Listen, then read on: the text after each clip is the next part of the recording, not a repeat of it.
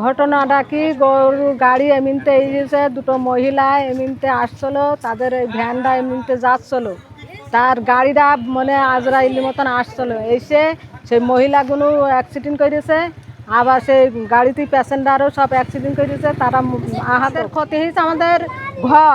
আমাদের বিল্ডিং ক্ষতি হয়ে গিয়েছে, আমাদের ঘরের জিনিসপত্র মানে ড্রেসিং টেবিল, তারপরে ফ্রিজ, তারপরে ওই সুকেশটা কী বলে ওর, অয়েল সুকেশ, তারপরে হল গ্যাসের চুলো, রাইস কুকার, প্রেসার কুকার, তারপরে হলো সেলাই মেশিন, ব্লেন্ডার। আমরা যতটুকু দেখলাম আপনাদের ঘর এমন একটা অবস্থা হয়ে গেছে যে এটার এক কথায় বিল্ডিংটা পুরো নতুন করে করতে হবে। হ্যাঁ, ওইটা কথা, ওইটা ঘর দোর সব ঝরে যাচ্ছে, ওইটা একদম নড়ে গিয়েছে, এখন ওই ঘরে কেউ থাকতে পারছে না। এবার সাথে সাথে সব জমনি দৌড়মিটি। আপনাদেরকে দেখাই, এখানে দেখেন পুরা দেওয়ালটা ভেঙে গেছে এবং ভিতরে যদি আপনাদেরকে দেখাই, দেখুন এখানে ফ্রিজ ছিল, ফ্রিজটা ভেঙে গেছে, এখানে আপনার সুকেস ছিল সেটা, এবং ঘরের ভিতরে থেকে শুরু করে দেখুন এখানে কিন্তু সমস্ত কিছু আপনার ভেঙে গেছে, এখানেও আপনার ভেঙে গেছে। এক কথায় পুরা ঘরটা আপনার একদম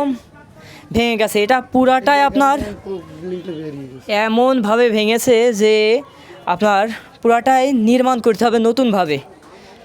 দত্তনগর রোড পার হয়েই আপনার মহেশপুর যাওয়ার রাস্তার সংলগ্নে আপনার ভয়াবহ একটি দুর্ঘটনায় শিকার হয় আমার পাশে দাঁড়িয়ে থাকা এই ভাই, এবং তার ঘরের ভিতরের থেকে শুরু করে ঘরের দেওয়াল এবং ঘরের জিনিস সমস্ত সামগ্রী এক কথায় সবই ভেঙে চুরমুর, এবং এক কথায় সে এখন দেউলিয়া হয়ে গেছে।